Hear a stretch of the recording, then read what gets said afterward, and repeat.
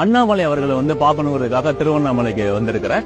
அவரை பார்த்ததுல எனக்கு ரொம்பவும் மனமகிழ்ச்சியான ஒரு விஷயம்.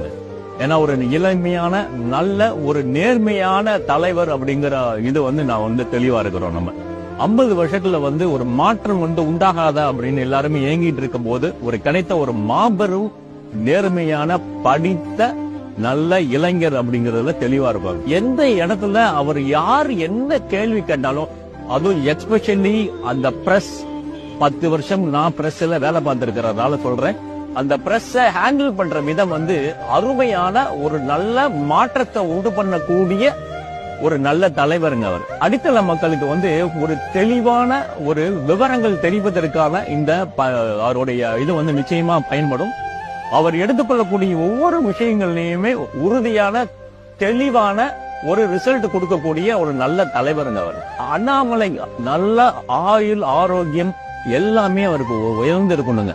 அவர் மோடி மாதிரி ஒரு சிறந்த தலைவராக கண்டிப்பா அவர் வருவார் என்பது எங்களுடைய வாழ்த்துக்கள்.